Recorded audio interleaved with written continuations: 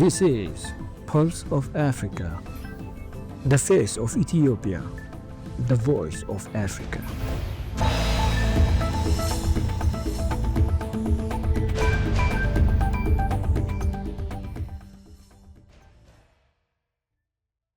Hello viewers, you're watching Pulse of Africa. I am Samia Mohammed for the main news. First, our top stories for today.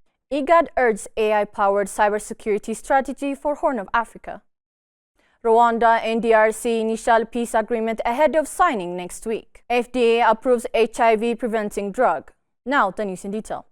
IGAD Executive Secretary Workneh Gabayo called for an coordinated AI-driven cybersecurity strategy to counter rising cyber threats in the Horn of Africa. Speaking at the regional seminar in Nairobi, he emphasized the need for regional cooperation, ethical tech leadership, and investment in digital infrastructure. Dr. Gabayo highlighted AI's role in improving law enforcement and border security, citing success in Kenya, Ethiopia, and Rwanda. He warned that cyber attacks now account for 68% of breaches across Africa, with Kenya losing over $83 million in 2023 alone.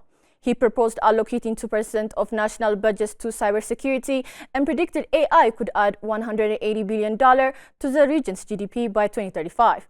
Kenya's ICT Cabinet Secretary William Kabogo echoed the call for proactive cyber defense and a long-term digital resilience. Rwanda and the Democratic Republic of Congo have initiated a draft peace agreement aimed at ending conflict in eastern Congo, with a formal signing set for next week. The provisional agreement, reached after 3 days of talks, addresses territorial integrity and prohibition of hostilities and the disengagement, disarmament, and conditional integration of non-state armed groups, according to the statement. The agreement also includes provisions on the establishment of joint security mechanisms that incorporates a proposal discussed by the parties last year under Angola mediation. The ministerial signing of the agreement is scheduled for June 27. African diamond-producing countries and global industry leaders pledged Wednesday to dedicate 1% of revenue to market natural diamonds in the face of competition from synthetic versions. Ministers from Botswana, Namibia, South Africa, and the DRC signed an agreement on the new project at talks in Luanda with leading diamond mining companies, including De Beers. The natural diamond market is under pressure from sales of laboratory-grown gems, which are cheaper and only take a few weeks to produce. The Council is a not-for-profit group that promotes natural diamonds. Africa is estimated to produce around 65% of the world's rough diamonds. ECOWAS has launched 4 projects worth over $120 million, funded by the EU, Germany, and Spain. The project aimed to strengthen ECOWAS by supporting peace and governance, boosting institutional capacity, improving regional trade, competitiveness, and promoting service sector exports under the African Continental Free Trade Area.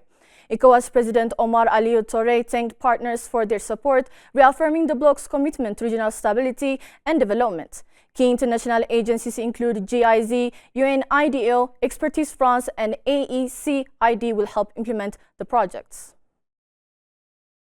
In other news, France is planning, along with European partners, to suggest a negotiated solution to end the conflict between Iran and Israel, President Emmanuel Macron's office said Wednesday. At a National Security Council meeting, Macron ordered Foreign Minister Jean-Noël Barrot to draw up in coming days an initiative with close European partners that would propose demanding negotiated settlement to put an end to the conflict. Barrot has been in regular touch with his German and British counterparts since Israel launched massive airstrikes against Iran on Friday. All 3 countries were involved in talks that led to landmark 2015 nuclear deal between Iran and world powers to curb Tehran's nuclear activities in exchange for relief from sanctions. The United States Food and Drug Administration has approved a highly effective new HIV prevention medication, Gilead Sciences reported Wednesday. Gilead said the drug will be sold under the brand name Yeztugo. Lenacapavir, part of class of drugs known as capsid inhibitors, proved nearly 100% effective at preventing HIV in large trials last year, raising new hope for interrupting transmission of the virus that infects 1.3 million people a year. This is a milestone moment, and Gilead Chief Executive Daniel O'Day of the approval. Gilead has plans for rapid launch in the United States as well as wider rollout of the drug in collaboration with global partners. The story of resurgent Ethiopia and burgeoning Africa is here, only on the Pulse of Africa channel, all the time. Pulse of Africa, the face of Ethiopia, the voice of Africa. The story.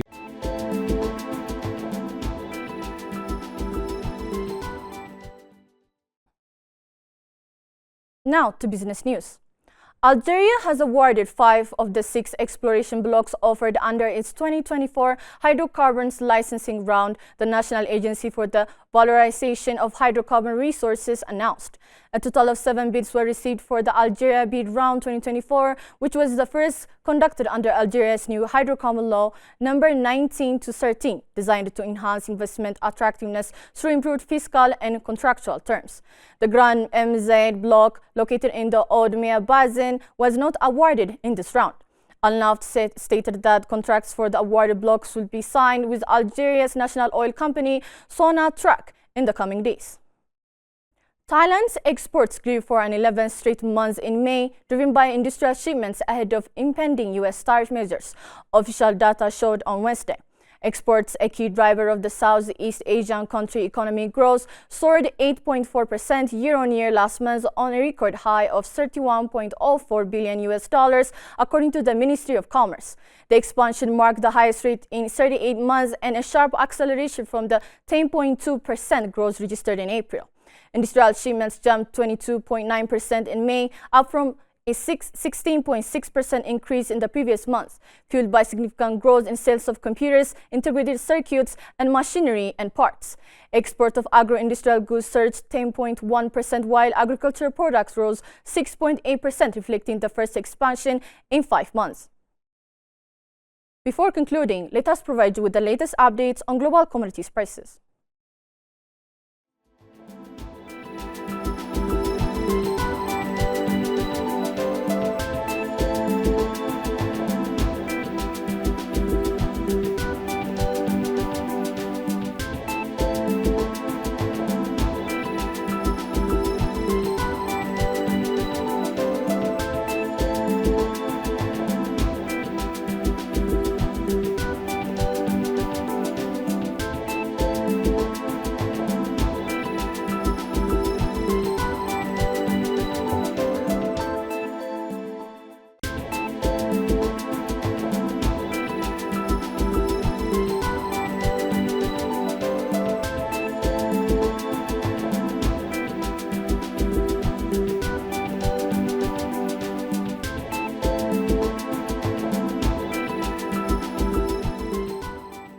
Now to weather updates.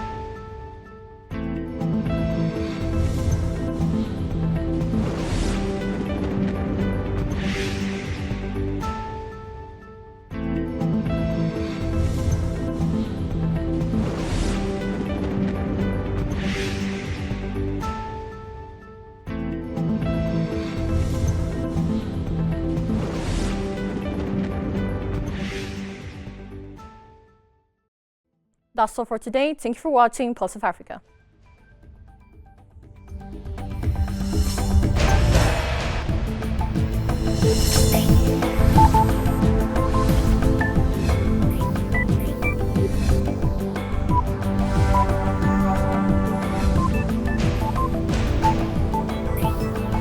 This is Pulse of Africa, the face of Ethiopia, the voice of Africa.